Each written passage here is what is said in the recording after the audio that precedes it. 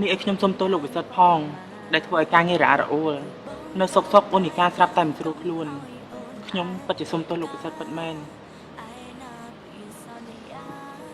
ធ្វើមិនបាននាងឈឺទៅហើយគ្មាននរណាម្នាក់ចង់ឈឺនោះទេបងគឺជាជំនួយការរបស់នាងគួរតែមើលថែនាងឲ្យបានល្អកុំបណ្ដោយឲ្យនាងដើរលេងដាច់យប់ច្រើនពេកព្រោះវាអាចប៉ះពាល់ដល់សុខភាពពេលនាងឈឺបែបនេះខាងខ្ញុំក៏ខាតខាងបងក៏ខាតដូចគ្នាដែរចាលោកវិសុទ្ធចាំខ្ញុំជួយយកនាងទៅសម្រាប់នៅបន្ទប់បងជួយហៅគ្រូពេទ្យមកមើលអាការៈនាងផងចំណែកការងារចាំបាច់នាងលីសាមកជំនួសនេះពិតជាលំបាកដល់លោកវិសុទ្ធទេ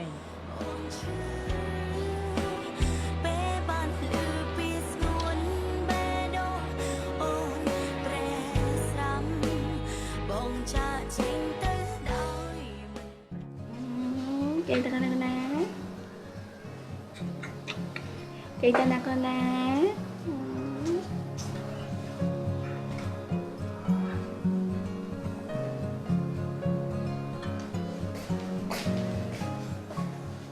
អូអត់តំគេងទេ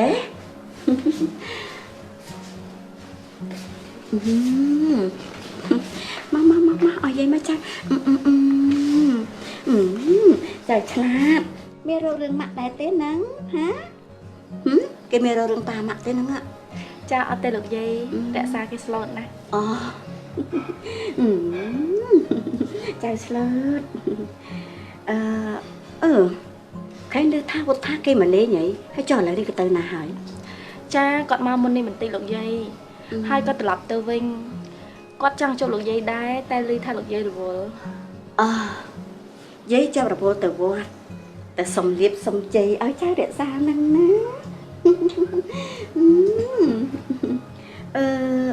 ហើយចៅឯណាចៅផានុបងផានុគាត់ទៅធ្វើការមិញហើយលោកយាយទៅធ្វើការចៅប្រកាសក្នុងចិត្តហើយថាផានុទៅធ្វើការអូយនេះចៅទើបតែចេញពីមន្ទីរពេទ្យគេគួរតែជួយមើលថែប្រពន្ធកូនខ្លះទៅបានមិនអីទេលោកយាយព្រោះថាមានបងរិស័យគាត់នៅជួយមើលដែរអញ្ចឹងមិនអីទេយាយនេះគេឲ្យងុយគេងដែរឡើយហើយនេះនេះយកគេទៅគេងទៅហើយចៅនឹងក៏គួរសម្រាប់ដែរទៅណាហើយយាយក៏គិតទៅរកសម្រាប់ដែរហើយព្រោះថាយាយអស់កម្លាំងណាចាលោកយាយយាយទៅហើយណាចៅឆ្លាត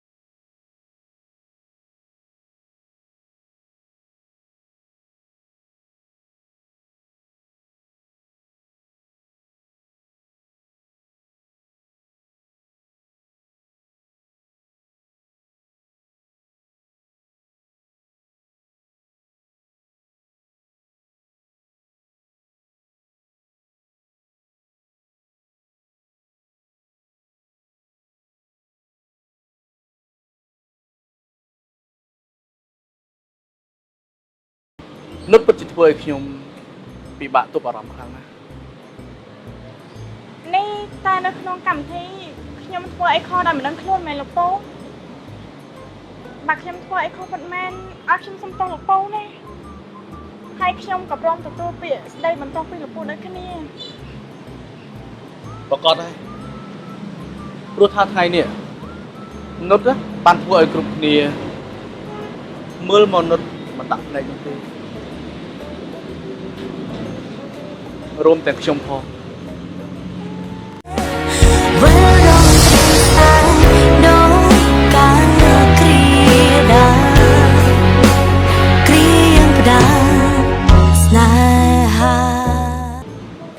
ថ្ងៃនេះនុតពិតជាស្អាតខ្លាំងណាស់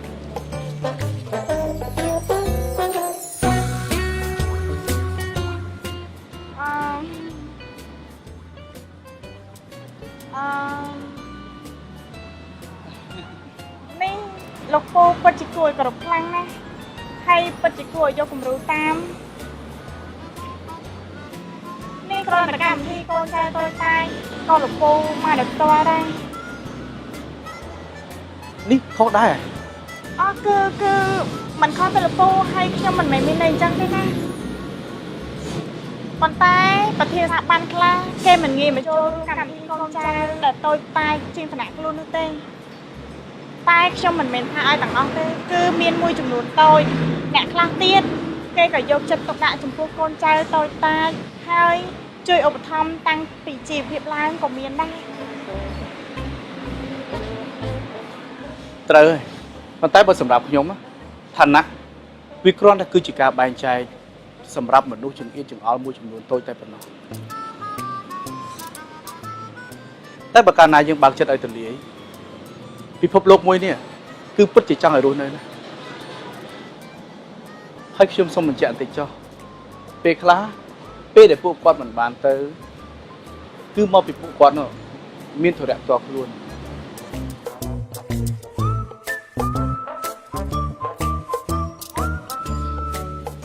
អូបងឆាយាសុខសប្បាយបងបាទសុខសប្បាយទេនេះបងទៅណាមកណាដែរបងខ្ញុំមានតរៈមកម្ដុំនេះដែរនេះហើយណាណាអីក៏ស្អាតម្លេះហ្នឹងហើយនឹងបកកាយលាក់មកបងជួយហើយមើលទៅនឹងប្រហែលជាខ្លាចបងនឹងញ៉ែផងខ្ញុំមិនដឹងមានណាបងនេះបងនិយាយលេងសើចច្រើនដល់នេះហើយទៅណាទៀតបងបងនឹងគិតទៅញ៉ាំកាហ្វេនេះវិញ ហើយឥឡូវហ្នឹងបងគិតថាលាសិនហើយអញ្ចឹងណាបាទអរគុណច្រើនបងបាទជឿចុះបងជឿចុះបាទ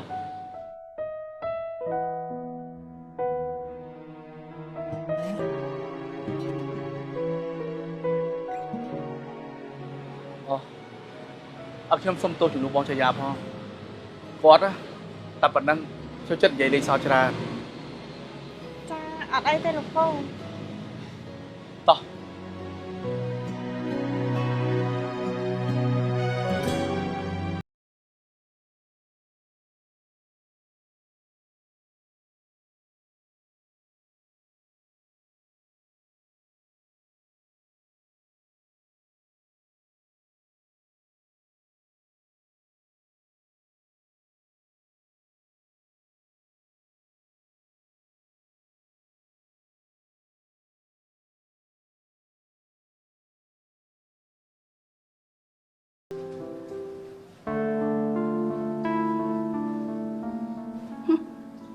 ស្អាតប៉ុណ្ណាទៅបានជាម្នាក់តែសើខ្លាំងម៉េះចៅខ្ញុំឆ្លាតកូនខ្ញុំស្អាតហេចំមុះឡើងកំពិតមុខឲ្យឡើងកន្តុកមាត់វិញឡើងស្ទិចគ្រាន់តែមើល ក៏ដឹងថាធំឡើងនឹងវាងងដែរ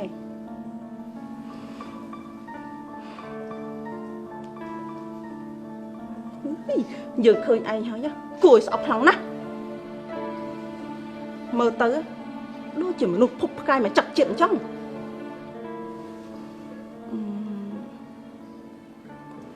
តែនេះជាឱកាសផងយើងហើយយើងនឹងក្តិចឯងឲ្យខ្លាំង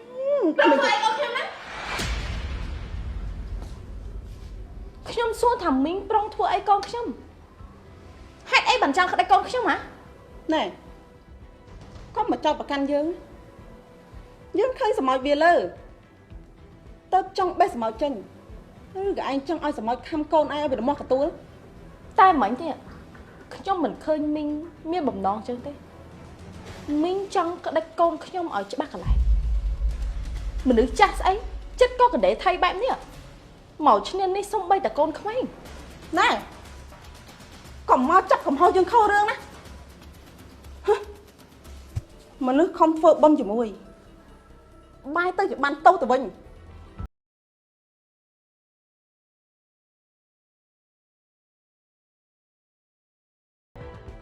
Ôi con má. Ní bằng xây ta ná nè.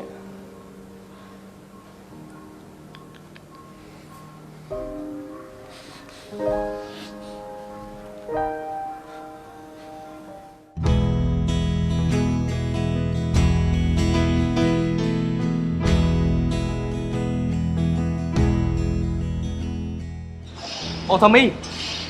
លោកពិសិដ្ឋសួស្តីលោកពិសិដ្ឋនេះលោកពិសិដ្ឋទៅអញ្ជើញមកពីណាដែរ អូខ្ញុំទៅមកពីញ៉ាំកាហ្វេនៅចិត្តនេះ អញ្ចឹងលោកពិសិដ្ឋមានការអីទៅប្រាប់ខ្ញុំអត់បើសិនជាអត់មានទេខ្ញុំសូមទៅមើលអូននីកាសិនណា បាទអត់មាន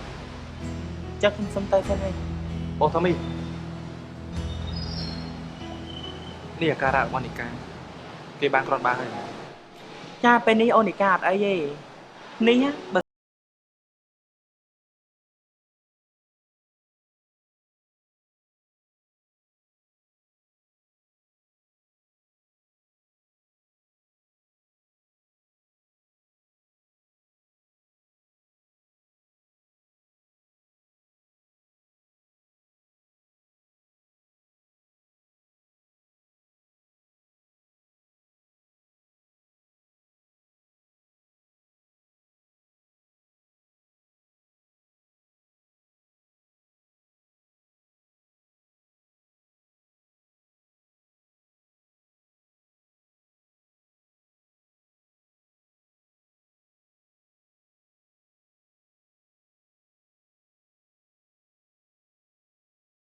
ហ្នឹងមានរឿងអីត្រូវសួរសុខ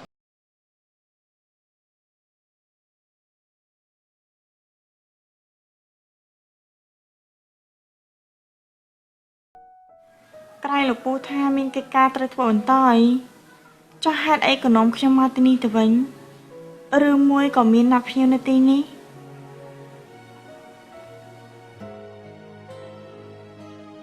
ពិតមែនហើយនេះហើយគឺជាការងារសំខាន់ហើយវាក៏សំខាន់បំផុតទៀតផងសម្រាប់បេះដូង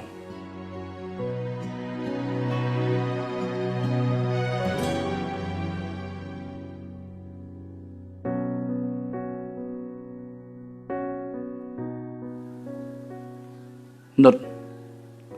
តើនុតអាចមានពេលវេលានៅជាមួយខ្ញុំបន្តិចបានអត់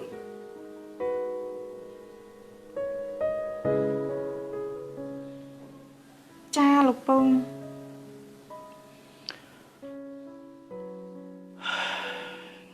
ខ្ញុំក៏មិនដឹងដែរថាអារម្មណ៍មួយនេះវាកើតឡើងតាំងពីពេលណានោះទេគឺដឹងត្រឹមតែម្យ៉ាងនៅពេលដែលខ្ញុំនៅជាមួយនឹងនុតអារម្មណ៍របស់ខ្ញុំគឺពិតជាមានសេចក្តីសុខខ្លាំងណាស់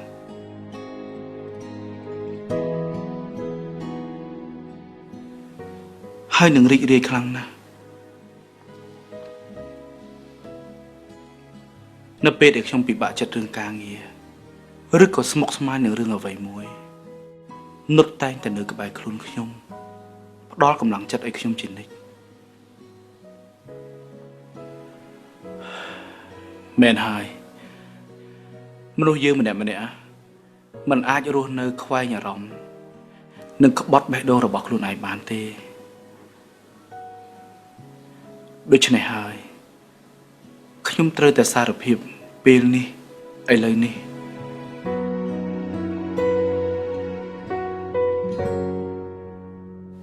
ថាខ្ញុំពិតជាស្រឡាញ់នុតខ្លាំងណាស់នេះនុតមិនពេញចិត្តជាមួយនឹងមនុស្សចាស់ម្នាក់នេះមែនទេដែលបាក់ចិត្តស្រឡាញ់នុត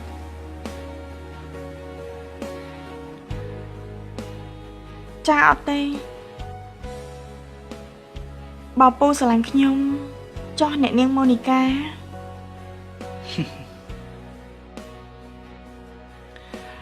វាងខ្ញុំនិងម៉ូនីការឿងនេះគឺបានបញ្ចប់ទៅយូរណាស់ហើយម៉ូនីកានាងមិនមែនជាគូនឹងខ្ញុំទេប៉ុន្តែនុតខ្ញុំច្បាស់នៅក្នុងចិត្តណាស់ថាជាគូនឹងខ្ញុំ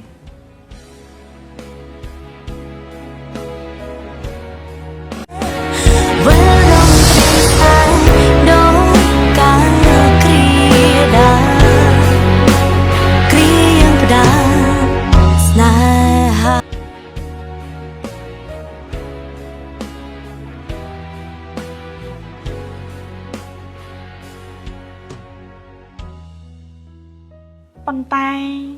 ខ្ញុំខ្លាចលោកយាយគាត់ប្រកាន់ពូក៏ដឹងដែរថាគាត់មិនសូវចូលចិត្តខ្ញុំប្រហែលដែរ មិនអីទេរឿងនេះនុតកុំបារម្ភអីខ្ញុំនឹងធ្វើគ្រប់យ៉ាងដើម្បីមនុស្សដែលខ្ញុំស្រឡាញ់ហើយបើនុតយល់ព្រមខ្ញុំនឹងធ្វើពិធីភ្ជាប់ពាក្យឲ្យបានឆាប់បំផុត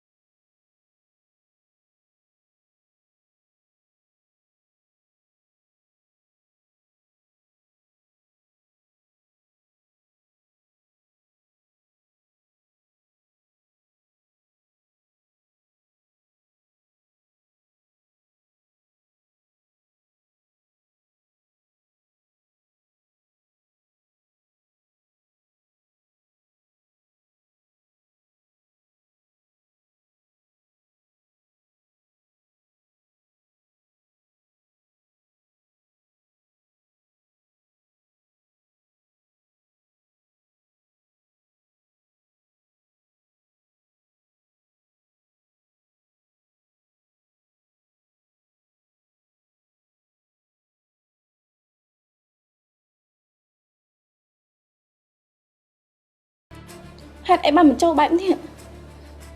នេះសង្ស័យនៅជាមួយស្រីទៀតហើយ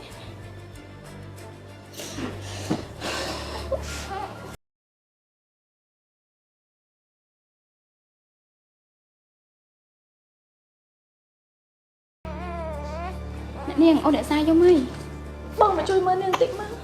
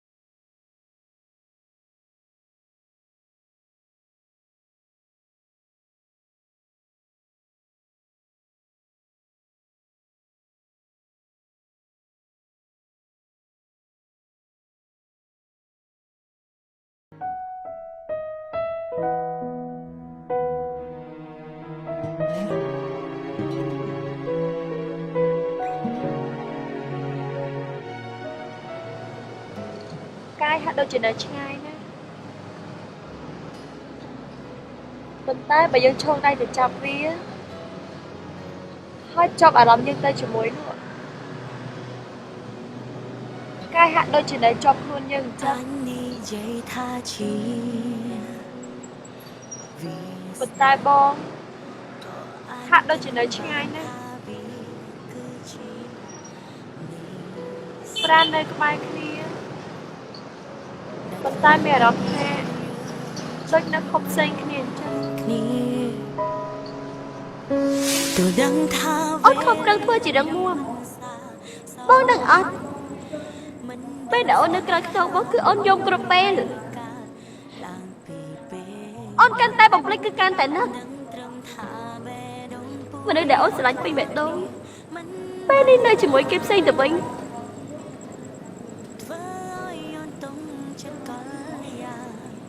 អូនីកាអត់បងសុំទោសបងពិតជាគ្មានចេតនាធ្វើអូនឈឺចាប់ទេតែដោយសារបងគ្មានជំរឿនមែនហើយបងក៏មិនអាចលុបអូនចេញពីបេះដូងរបស់បងបានដែរដឹងអត់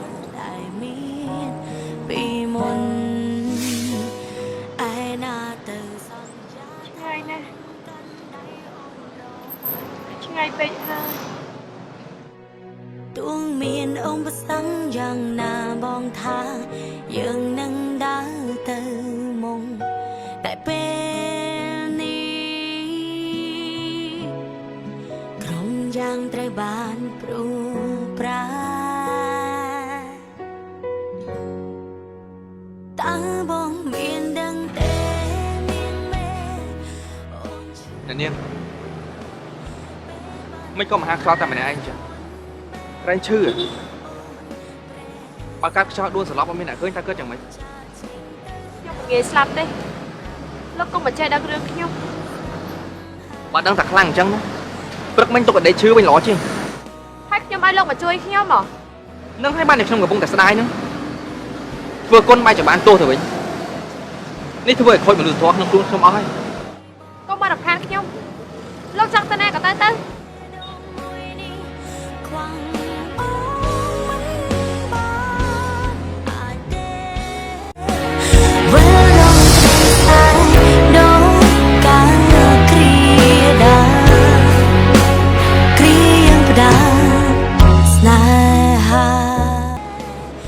ទោះបីជាមួយយើងមិនសូវត្រូវគ្នា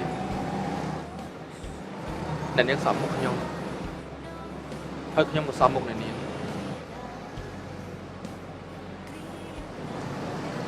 ដូច្នេះរឿងដែលកើតឡើងកន្លងមក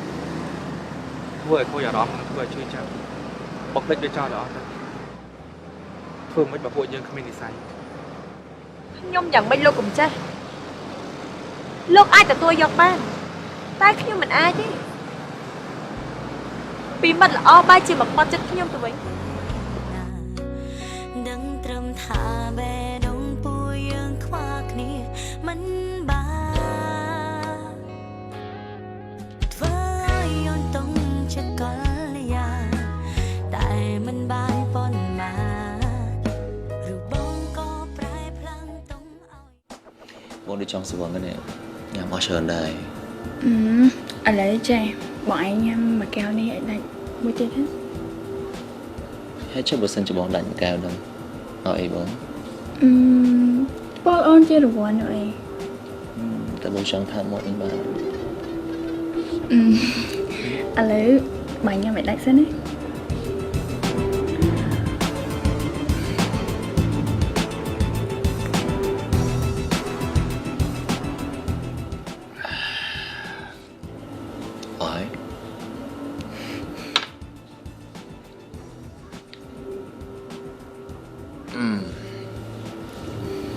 មកបងថាបាននៅ តើអូនថាម៉ាត់ណាគឺម៉ាត់ហ្នឹងឯង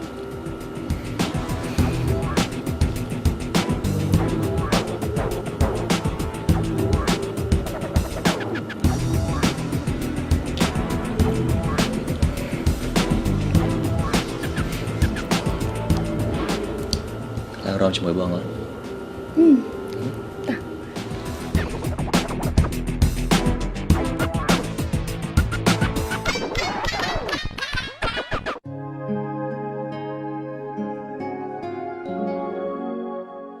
អរគុណហើយណាដែលជួយខ្ញុំមកញ៉ាំម្ហូបដែលខ្ញុំចូលចិត្ត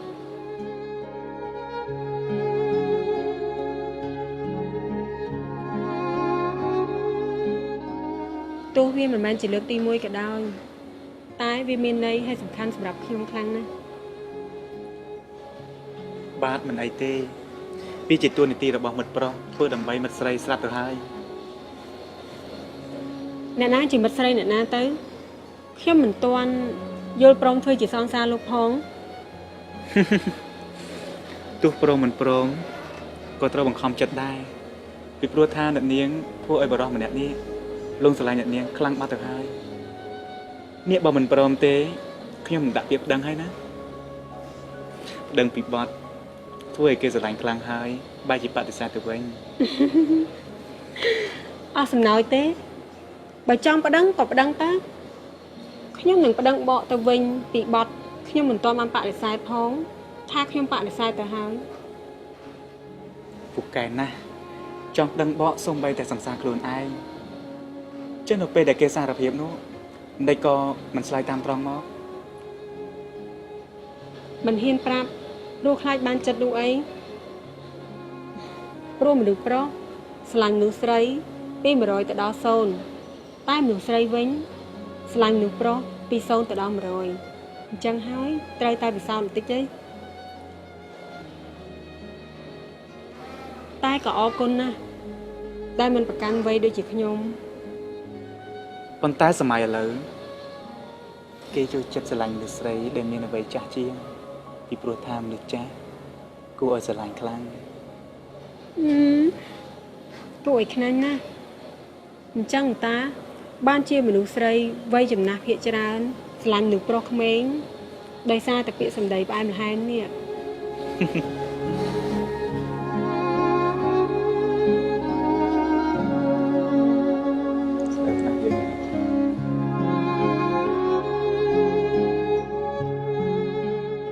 ចងចាំពេលវេលាដូចជាគ្រាស្របំប្រងអូននឹងបងបានចងក្រងព្រៃស្នេហាពិនរឿងក្រុមយ៉ាងគឺជាវាសនា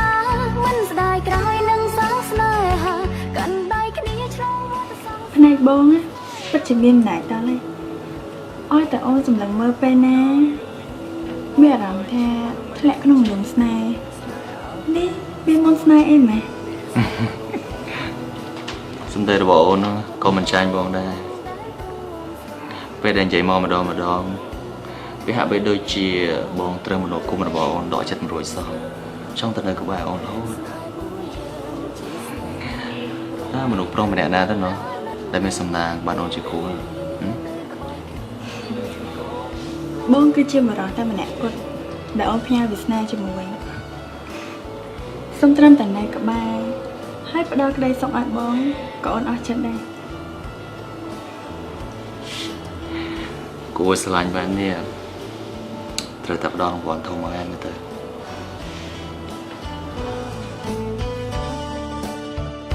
ពេលវេលាបណ្ដាលឲ្យយើងបានជួបគ្នាពេលវេលាបណ្ដាលឲ្យយើងស្រឡាញ់គ្នាដោយใจដន់ឬនិស្ស័យ អូនថាពួកយើងទៅរកកន្លែងគួរសមជាងនេះទេ អូនណាបងថាចាំថ្ងៃក្រោយទៅល្អដែរព្រោះថ្ងៃនេះបងមានអារម្មណ៍ថាស្វឹងហ្នឹងហើយដូចជាអត់ស្រួលខ្លួនផង បដិសេធអូនទៀតទេនេះបញ្ញាប់ជួយប្រពន្ធទៅផ្ទះតែដឹង អូយមានមកពីណាគឺស្អែកបងត្រូវក្រោកទៅធ្វើការពីព្រលឹមអូខេថ្ងៃក្រោយណា បណ្ដាលឲ្យយើងជួបគ្នាពេលវេលាបណ្ដាលឲ្យយើងស្រឡាញ់គ្នាដោយใจដន់ឬនិស្ស័យដោយនិស្ស័យឬកម្មពីព្រះសូរិយាលើមេ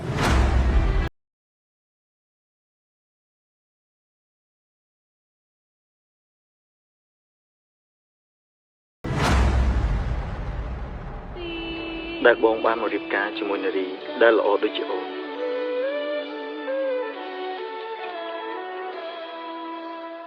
ចេះអំណត់អត់ធ្មត់តស៊ូគ្រប់បែបយ៉ាង អូនតែងតែនៅក្បែរបងចាំផ្ដល់កម្លាំងចិត្តឲ្យបងគ្រប់ពេលគ្រប់វេលាមិនថាពេលដែលបងលំបាកឬក៏សប្បាយយ៉ាងណាអូនមិនដែលបោះបង់បងចោលឡើយ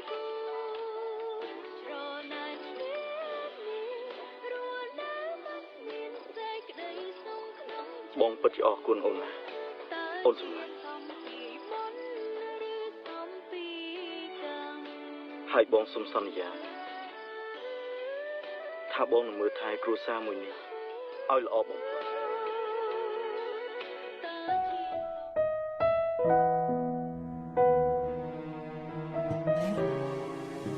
ហេតុអីអ្វីៗវាដូចជាភ្លើងចម្បាំងបែបនេះហេតុអីមិនខ្ញុំដាក់ចិត្តស្រឡាញ់គេលឿនម្ល៉េះរឿងមួយក៏ទង្វើល្អរបស់គេធ្វើមកដល់ខ្ញុំមួយគ្រានេះចូលចិត្តទុកដាក់ឲ្យខ្ញុំលំចិត្តស្រឡាញ់គេរហូតដល់ខ្លាំងនៅក្នុងរដូវកាលមួយ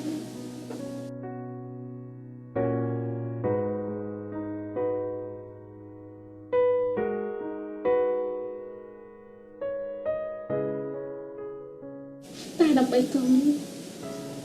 ខ្ញុំត្រូវតែកែមិនរកនេះឲ្យបាន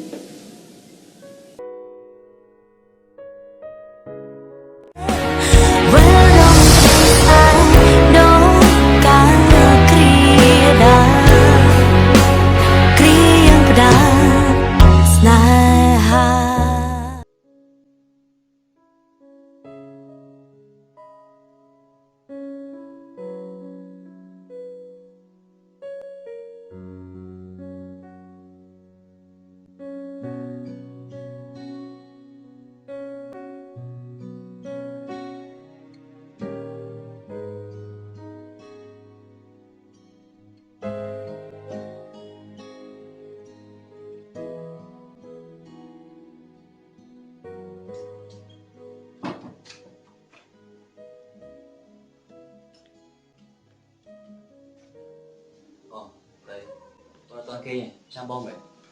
នេះបងមកផ្ទះទៀតណា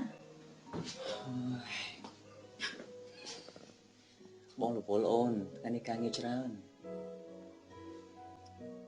ការងារនៅណាការងារនៅ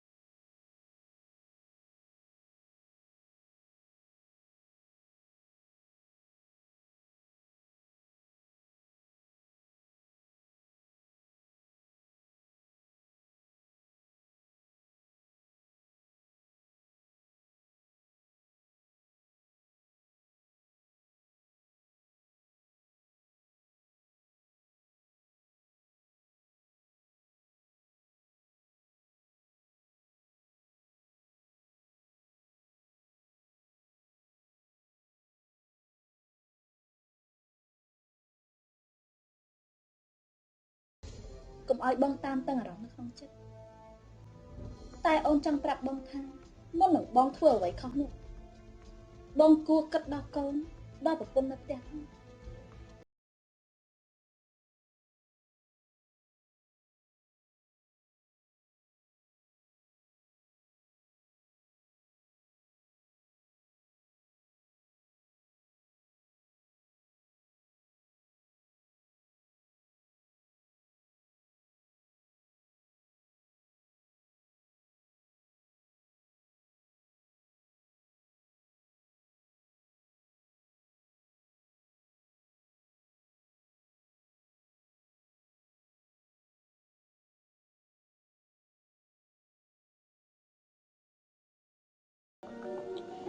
ក្រោកតាំងពីព្រឹកធ្វើខ្លួនស្អាតបាតខុសធម្មតាអូនចង់ទៅណា គឺទៅក្រៅជាមួយមិត្តភ័ក្តិអស់ការនៅបើអត់មានអីទេខ្ញុំទៅហើយ ឈប់មិត្តភ័ក្តិមួយណា ម មិត្តភក្តិរបស់បងខ្ញុំស្គាល់មិនអស់ផងហ្នឹងបងក៏ដូចគ្នាមិនចាំបាច់ស្គាល់មិត្តភក្តិខ្ញុំឲ្យអស់ទេហើយថ្ងៃនេះសួរនាំច្រើនមែនរាល់ដងពេលបងចេញក្រៅបងមិនដែលប្រាប់ខ្ញុំផងហ្នឹង ហើយចុះបងទៅបានណាគេមើលកូន បងនឹងហើយជាអ្នកមើលកូនព្រោះថាកូនក៏ជាកូនរបស់បងដែរ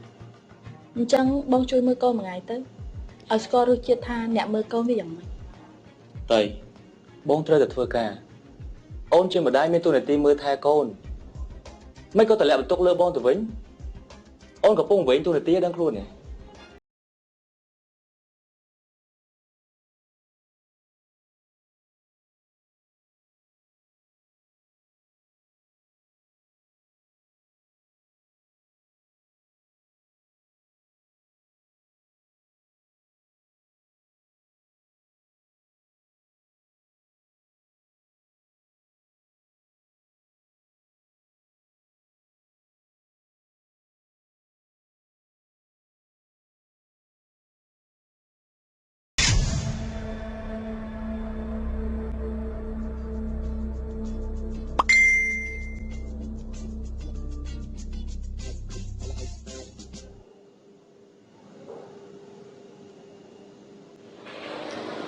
ហើយមិនដឹងជាមានឬស្អីគាត់ទៀតហើយនេះ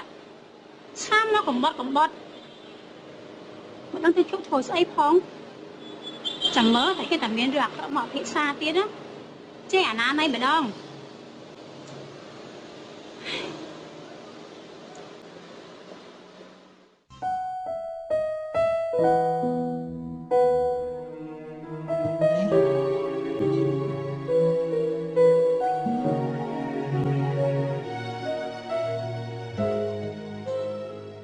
ដាក់នាងបតី លោកពិសិដ្ឋគួយចោលសិនមក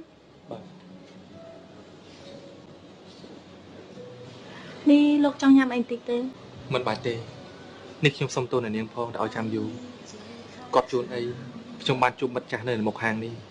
និយាយគ្នាយូរបន្តិច ចាអត់អីទេខ្ញុំទៅមកដល់មុននេះដែរឲ្យខ្ញុំសុំទោសលោកពិសិដ្ឋផងណាដែលរំខានលោកពិសិដ្ឋទៀតហើយ ខ្ញុំមិនរវល់អីទេទោះជានាងមានអារម្មណ៍ថាខុសប៉ុន្តែខ្ញុំនៅតែមកជួបនាងស្រាប់ហើយនេះនាងហៅខ្ញុំមកជួបមានការអីដែរ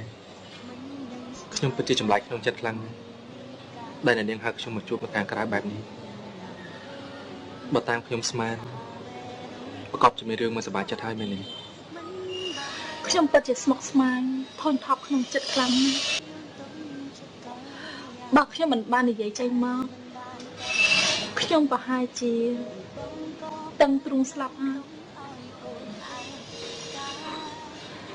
ក្រៅពីនិកាជាមិត្តភក្តិដ៏ល្អរបស់ខ្ញុំមិនមានអ្នកណាទៀតទេ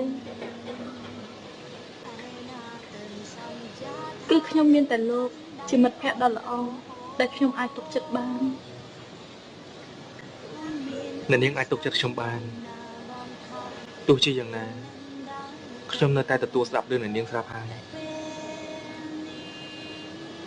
នេះបើតាមខ្ញុំដឹងនាងប្រកាសជាខ្វែងគំនិតនឹងខ្នក់ចិត្តជាមួយនឹងលោកផានុហើយមែនទេ តើបងមានដឹងទេមានមែនអូនឈឺពេលបានលឺពីស្នួនបេះដូងអូន ថាម៉េចបងខាត់លុយអស់គួតចាញ់បាក់មិត្តភក្តិអេតាចាញ់បាក់មិត្តភក្តិឬក៏លបែងទៅសន្ធឹកទៅណា នៅពីណៃលបែងក្បាយស្អីអញហ្មងចោតបងថាលេងលបែងបងលេងលបែងពីអង្កលទៅប្រយ័ត្នលឺដល់ពុកម៉ាប្រកាសជាស្ដីបងជាមិនខាន បងឆ្លងតែខ្ញុំនេះតាមមិនទាន់បងហ៎ខ្ញុំមានបណ្ដាញមកប្រាប់ខ្ញុំច្រើនណាស់ថាបងនេះចូលលេងលបែងរាល់យប់គ្មានលុយមួយថ្ងៃទេ